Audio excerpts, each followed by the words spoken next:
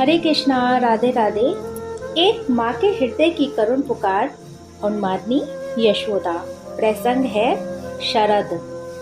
विचित्र स्थिति है। शरद जैसी सुहावनी ऋतु में भी मैया को चैन नहीं है। खंजन देखते ही इसे अपना खंजन नेत्र स्मरण आना है। कहती है इतना स्वच्छ आकाश है, पथ पंख सूख गया है, नीलमणि आज तो नहीं आया। एक एक दिन एक एक घटी की आतुर प्रतीक्षा करते प्यासे प्राण, कोई कैसे इस अवस्था को समझ सकता है। यहाँ था तब गोपियों के यहाँ कुछ न कुछ उधम करता ही रहता था।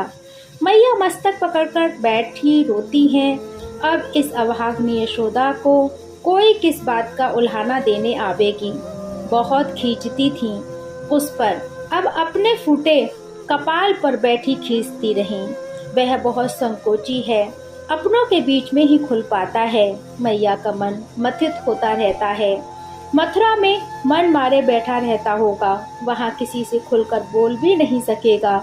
गोपियों को ही नहीं, मैया को भी बहुत प्रिय थे मल्लिका सुमन। इन उज्ज्वल सुमनों की माला मैया अपने केसों में लगाती थी।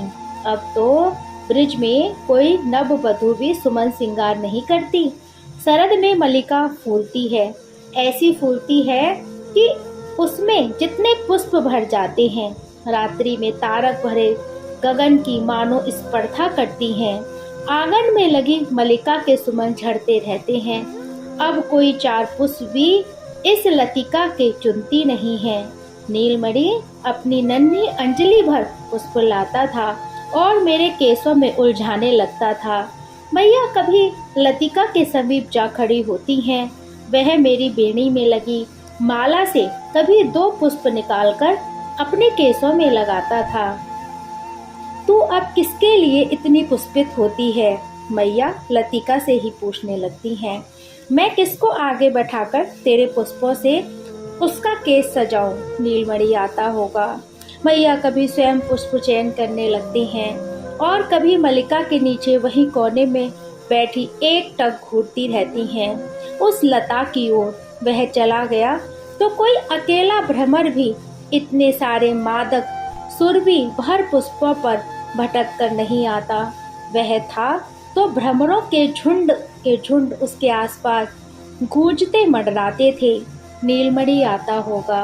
मैया रात्रि में देर तक दीपक जलाए व्यालू लिए बैठी रहती हैं। उसे चंद्रिका धवल रजनी में यमुना पुलिन पर घूमने की धुन है। दिन भर गौचारण से थका आता है, फिर भी भाग जाता है। इतनी देर हो गई, अब आता ही होगा। गोपियों को साहस नहीं होता।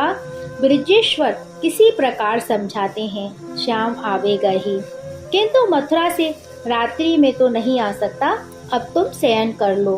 वह मथुरा चला गया है। मैया ऐसे चौंक पड़ती हैं जैसे यमुना तट तक गया हो। उसका लाल उससे पूछे बिना मथुरा चला गया हो। मैया कहाँ व्यालू करती हैं। उसे दूध तो पिलाया ही नहीं जा सकता।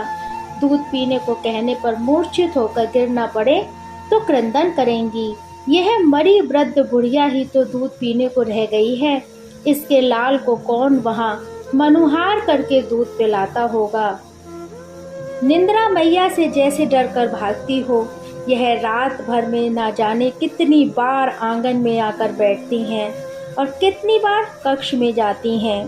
दासियां हट करके लिटा दें तो थोड़ी देर नेत्र बंद करके पड़ी रहेंगी और फिर चौंक कर उठ पड़ेंगी। शशि की ओर देखती रहेंगी अपलक। चंद्र, मेरा चंद्रमुख नीलमणि सो रहा होगा। उसे वहाँ निसंकोच निंद्रा आती है। उसे मधुर स्वप्न देना। अनेक बार मैया भूल ही जाती हैं कि कन्हैया मथुरा है। वह आंगन से कक्ष में आती हैं, अपनी सैया देखती हैं और फिर किसी भी सेविका को जगाने लगती हैं। नीलमणि सैया पर नहीं है।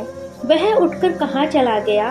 वह इतना भोला है कि उठकर नींद में ही चल देता है मुझे ढूंढने। हाय, मैं क्यों उठकर आंगन में गई? अब कहाँ ढूंढूं उसे, कहाँ ढूंढूं? सेविकाओं ने संभालते हुए मैया रात्रि में ही भवन से निकल पड़े। कन्हैया को ढूंढती पुकारती हैं, लेकिन इससे यह कहना भी तो इसे व्याकुलता ही करेगा कि वह मेघ सुंदर मथुरा चला गया है।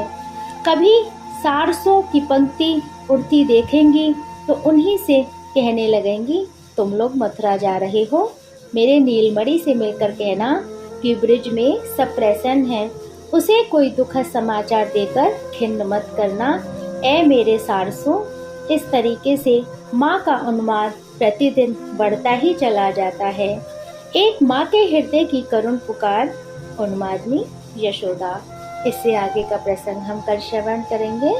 जब तक के लिए हरे कृष्णा, राधे राधे।